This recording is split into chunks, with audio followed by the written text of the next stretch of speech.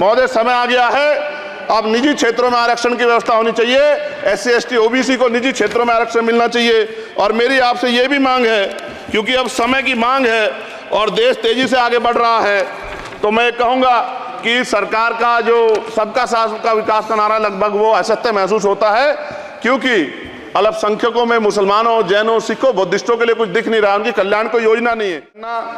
SC ST OBC यानी कि जो बहुजन समाज के लिए आज जीवन मरण का प्रश्न है, इसके बारे में कोई बात बजट में नहीं कही गई है। बात को खत्म करते हुए मेरा आपसे आग्रह और आपके माध्यम सरकार से आग्रह है कि यहाँ बाहर बाबा साहब अम्बेडकर की मूर्ति लगी हुई थी एक, वो करोड़ों लोगों की आस्था से जुड़ा विषय है और आप विश्वास करो इतना गुस्सा है उसको लेके, मेरी आपके माध्यम से मैं हाथ जोड़ता नहीं हूं, लेकिन मैं हाथ जोड़ के आपसे आग्रह कर रहा हूं कि प्रधानमंत्री जी, सरकार से हमारी आग्रह कि वो अम्बेडकर वादियों के सम्मान का ध्यान रखते हुए, उनके जो है दिल की पीड़ा को समझते हुए, दर्द का ध्यान रखते हुए उस मूर्ति को पुनः स्थापित करा दीजिए। अगर इसमें कोई राजनीतिक कारण अलग बात है। इसके बाद जनसंख्या के अनुपात में बहुजन समाज को सभी क्षेत्रों में हिस्सेदारी मिलनी चाहिए, तभी बाबा साहब अम्बेडकर का जो सपना है समतामूलक समाज का, वो पूरा होगा। महोदय, एक ऐसा विकसित से देश के संसाधन नहीं बटेंगे, इस देश का बहुजन समाज बर्दाश्त नहीं करेगा। संसाधन का बंटवारा संख्या के आधार पे होगा। माननीय काशीराम साहब नारा लगाए थे, ना तो वोट हमारा राज तुम्हारा चलेगा, और आज हम कह रहे हैं ना ही वोट हमारा और नोट तुम्हारा चलेगा। इस बात का भी ध्यान जो है सरकारों को देना। जो सब प्लान मिलता था, SPC का जो पैसा मिलता था, वो बजट से हटा दिया गया है। बढ़ रही है देश में प्रधानमंत्री जन कल्याण योजना के तहत SC ST OBC और मुस्लिम को कितने घर दिए गए, इसका कोई आंकड़ा सरकार के पास नहीं है। देश में इसी तरह SC ST OBC के लिए कितने परिवारों को शौचालय की व्यवस्था कराई गई।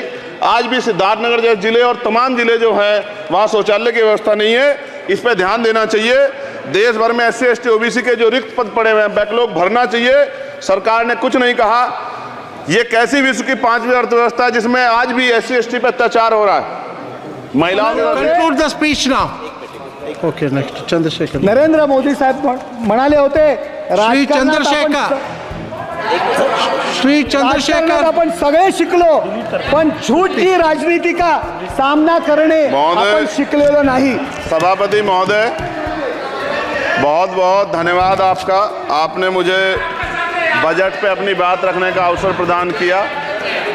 मैं अपनी बात को शुरू करते हुए बहुजन समाज में जन्मे सभी संतों, गुरुओं और महान पुरुषों को नमन करता हूं। साथ साथ मैं भारत की महान जनता का भी धन्यवाद करता हूं कि उन्होंने लोकतंत्र की रक्षा इस बार की है। सभापति महोदय, पिछले 10 सालों में सरकार की नीतियों के कारण गरीब और गरीब हुआ और अमीर हुआ है, यानी गरीबों और अमीरों के बीच फासला बढ़ गया है। सारे देश की संपत्ति को चंद अमीरों के हाथ में दे दिया गया है। ये हमारे संविधान की मंशा और समतावादी समाज के लक्ष्य के खिलाफ है। अतः हमारी नीतियां गरीबों के पक्ष में भी होनी चाहिए। जातिगत जनगणना SC ST OBC यानी कि जो बहुजन समाज के लिए आज जीवन मरण का प्रश्न है, इसके बारे में कोई बात बजट में नहीं कही गई है। इसके बाद जनसंख्या के अनुपात में बहुजन समाज को सभी क्षेत्रों में हिस्सेदारी मिलनी चाहिए, तभी बाबा साहब अम्बेडकर का जो सपना है समतामूलक समाज का, वो पूरा होगा। महोदय, एक ऐसा विकसित भारत है जिसमें आज भी सफाई कर्मचारी को पक्की नौकरी नहीं मिल रही है और उसको गटर में उतरने के लिए मजबूर किया जा रहा है। उनके लिए कोई अलग से बजट नहीं है। बजट बन सकता है अगर सरकार चाहे। SC ST को जो सब प्लान मिलता था, SPC का जो पैसा मिलता था, वो बजट से हटा दिया गया है। साथ साथ देश के स्तर पे आशा, आंगनबाड़ी, भोजन माता, ग्राम सेवक, PRD जवान, होमगार्डों के मानदेय में बढ़ोतरी नहीं हुई है। ऐसा कुछ भी नहीं दिख रहा है कि उनके जीवन में खुशहाली आ जाए। इनका मानदेय बढ़ना चाहिए। विधवा, वृद्धा, विकलांग पेंशन प्रत्येक महीने 500 रुपये से बढ़ाकर 5000 रुपये की जानी चाहिए, क्योंकि महंगाई बढ़ रही है। देश में प्रधानमंत्री जन कल्याण योजना के तहत SC ST OBC और मुस्लिम को कितने घर दिए गए, इसका कोई आंकड़ा सरकार के पास नहीं है। देश में इसी तरह SC ST OBC के लिए कितने परिवारों को शौचालय की व्यवस्था कराई गई। आज भी सिद्धार्थनगर जैसे जिले और तमाम जिले जो हैं वहाँ शौचालय की व्यवस्था नहीं है। इस पर ध्यान देना चाहिए। देश भर में SC ST OBC के जो रिक्त पद पड़े हुए हैं, बैकलॉग भरना चाहिए। सरकार ने कुछ नहीं कहा। ये कैसी विश्व की 5वीं अर्थव्यवस्था है जिसमें आज भी SC ST पे अत्याचार हो रहा है। महिलाओं के साथ रेप हत्या हो रही है। एनसीआरबी का डाटा पढ़ेंगे तो खून के आंसू रोने पड़ेंगे। युवा बेरोजगार है, सड़कों पे 80 करोड़ लोगों को 5 किलो राशन में जीवन यापन करना पड़ रहा है। जो बजट SC ST को मिलता है, मेरे दाएं तरफ जो साथी बैठे उनको बुरा लगेगा, कर्नाटक में 14,732 करोड़ रुपए इन्होंने दूसरी योजना में लगा दिए और मध्य प्रदेश में आपने 95 करोड़ रुपए जो है दूसरे बजट में लगा दिए। हमारा जो मिलता है उसको तो मत छीनो भाई। MSP की लीगल गारंटी कोई बात नहीं हुई है। किसानों को जो 6,000 रुपए मिलते हैं उसको बढ़ा के 12,000 रुपए करना चाहिए और फसल बीमा जो है उसका सारा प्रीमियम सरकार भरे, किसानों पे बोझ ना लगे। रिजर्वेशन प्रमोशन में लागू नहीं किया गया, पुरानी पेंशन को बहाल नहीं किया गया, इस पर चर्चा नहीं हुई। देश में मनरेगा समय न्यूनतम मजदूरी की दर 700 रुपए होनी चाहिए। समान काम समान वेतन पॉलिसी लागू होनी चाहिए। जो रसोई की चिंता करते हुए 500 रुपए प्रति सिलेंडर से ज्यादा के दाम नहीं होने चाहिए, जो महिलाओं को राहत मिल सके। बिजली के दामों में भी कमी होनी चाहिए। बेरोजगार युवाओं को 5,000 रुपए भत्ता मिलना चाहिए, जो बेरोजगार युवा जो है अपनी पढ़ाई या अपना खर्चा उठा सके। मैं अपने क्षेत्र के विषय में महोदय आपसे कहना चाहता हूं कि पश्चिम यूपी में नगीना में एक एम्स बनना चाहिए, एक IIT बननी चाहिए, एक IIM बनना चाहिए। नगीना लोकसभा में उद्योग धंधे लगने चाहिए। नगीना की कताई मिल जो है उसको पुनः शुरू कराना चाहिए।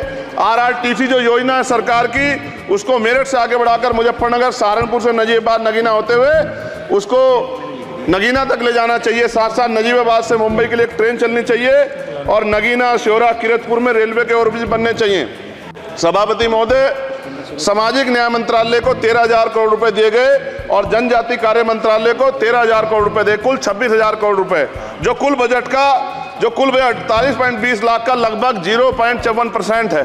जबकि हमारी संख्या 25% से ज्यादा SC ST की और बहुजन समाज की मिलाओगे तो 85% से ज्यादा है। और हमारे विकास के लिए सरकार 1% पैसा खर्च कर रही है, जो मिलना हमें चाहिए, जबकि मिलना में 25% चाहिए। ये ऊंट के मुंह में जीरा के समान है, कहावत हमने बहुत दिन सुनी थी।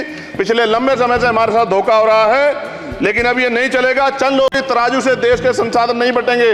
इस देश का बहुजन समाज बर्दाश्त नहीं करेगा। संसाधन का बंटवारा संख्या के आधार पे होगा। माननीय काशीराम साहब नारा लगाए थे, ना तो वोट हमारा राज तुम्हारा चलेगा, और आज हम कह रहे हैं ना ही वोट हमारा और नोट तुम्हारा चलेगा। इस बात का भी ध्यान जो है सरकारों को देना पड़ेगा। आपके माध्यम से सरकार से मेरी एक मांग है, सरकार इस योजना का लाभ भी अपने आप ले ले, सरह भी ले ले कि 1 लाख रुपए सालाना बहुजन समाज के अत्यंत गरीब परिवारों को दे। 10 लाख करोड़ रुपए खर्च होंगे, लेकिन इस 1 लाख रुपए की योजना से एक झटके से एक परिवार गरीबी की रेखा से ऊपर आएगा और इनके बच्चों को कुपोषण खत्म होगा, अच्छी शिक्षा मिलेगी, महिलाओं को सम्मानजनक जीवन मिलेगा और इससे वास्तव में सबका साथ सबका विकास का नारा सार्थक होगा। अगर प्रश्न ये होगा कहां से आएगा, तो उसका जवाब ये है कि जब अमीरों का 16 लाख करोड़ रुपए माफ हो सकता है, कॉर्पोरेट टैक्स का घटाकर लाखों करोड़ रुपए का चूना सरकारी खजाने को लगाया जा सकता है, पेट्रोल डीजल के दाम 10 गुना एक्साइज ड्यूटी बढ़ाई जा सकती है, तो गरीबों को सरकार पैसा क्यों नहीं दे सकती। महोदय, समय आ गया है, अब निजी क्षेत्रों में आरक्षण की व्यवस्था होनी चाहिए।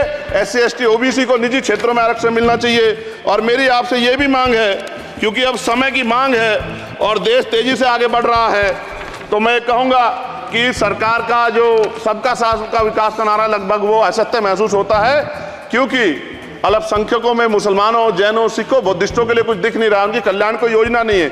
मदरसों को जो बजट मिलता था वो कम कर दिया गया है। आर्थिक तंगी से लोग मर रहे हैं। इंटर्नशिप की बात हुई है, परमानेंट रोजगार नहीं है। और दिल्ली में क्या हुआ बच्चों के साथ कल, उनकी सुरक्षा की जिम्मेदारी क्या है? वो आए तो बनने थे IAS IPS और बन क्या गए, लाशें बन के गए। यहाँ से कोई ध्यान नहीं दे रहा है, किसी की नजर नहीं है। साथ साथ मैं आपसे ये भी आग्रह करूंगा कि हम ग्रामीण क्षेत्रों से आए लोग देश से बड़ा प्रेम करते हैं और हम ये महसूस करते हैं कि सरकारें हमें सुनेंगी, सरकारें हमारे बारे में सोचेंगी। लेकिन ऐसा महसूस हो जाता है आज़ादी के 75 साल बाद, और जिसको अमृतकाल कहा जा रहा है, आज भी SC ST OBC के लोगों पर अत्याचार हो रहा है। अभी 2 दिन पहले गोली से उड़ा दिया गया गाजियाबाद में और राजस्थान में गर्दन काट दी गई। ये घटनाएं देख के डर लगता है, घर से निकलते हुए भी कि आने घर वापस लौटेंगे नहीं लौटेंगे। तो मेरा सरकार से आग्रह है, अगर आज़ादी के 75 साल बाद भी हमारी हत्या हो रही है, तो हमारी मां को भी दर्द हुआ होगा जब उसने हमें पैदा किया हो। हमारी बहनों को भी हमारे खोने का दर्द होता होगा। कैसी कानून व्यवस्था है आपकी, सब कुछ है आपके पास, फिर भी जो है महिलाओं पर रेप नहीं रोक पा रहे हो, हत्याएं नहीं रोक पा रहे हो, गरीबों, दलितों, पिछड़ों, किसानों, मजदूरों की जान नहीं बचा पा रहे हो। किसान सुसाइड कर रहा है, नौजवान सुसाइड कर रहा है, और बड़ी बड़ी बातें होती हैं, इधर भी अच्छे लोग हैं, इधर भी अच्छे लोग हैं, लेकिन अच्छाई तब होगी जब जमीन पे भी कुछ काम दिखाई देगा। और जमीन पे महोदय कोई काम दिखाई नहीं दे रहा है। जब कोई योजना की बात आती है तो सरकार हमसे मुंह मोड़ लेती है। आप बताइए, एजुकेशन का बजट कम कर दिया, हेल्थ का बजट कम कर दिया। मैं अपने क्षेत्र में गया तो आप विश्वास कीजिए, डॉक्टर नहीं है, स्कूल में मास्टर नहीं है, और कोई भर्ती ऐसी नहीं जिसका पेपर लीक नहीं होता है।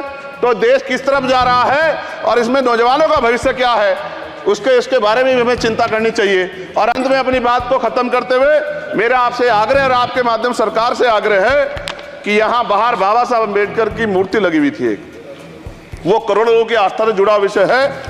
और आप विश्वास करो, इतना गुस्सा है उसको लेके, मेरी आपके माध्यम से मैं हाथ जोड़ता नहीं हूं, लेकिन मैं हाथ जोड़ के आपसे आग्रह कर रहा हूं कि प्रधानमंत्री जी, सरकार से हमारी आग्रह कि वो अम्बेडकर वादियों के सम्मान का ध्यान रखते हुए, उनके जो है दिल की पीड़ा को समझते हुए, दर्द का ध्यान रखते हुए उस मूर्ति को पुनः स्थापित करा दीजिए। अगर इसमें कोई राजनीतिक कारण अलग बात है, लेकिन मैं कंक्लूड कर रहा हूं। मगर मैं आपसे कहना चाहता हूं, इसमें बहुत गुस्सा है। जिस दिन अम्बेडकरवादी गुस्सा हो जाएगा, वो फिर इस सरकार को जो 24 में आ गई है, वो आने वाले चुनाव में ऐसा सबक सिखाएगा कि दोबारा पलट के नहीं देख पाओगे। तो मैं आपका धन्यवाद करता हूं और मुझे विश्वास है कि सरकार मेरी बातों पे गौर करेगी और गरीबों के बारे में सरकार सोचेगी, गरीबों को आगे बढ़ने के अवसर प्रदान होंगे। धन्यवाद।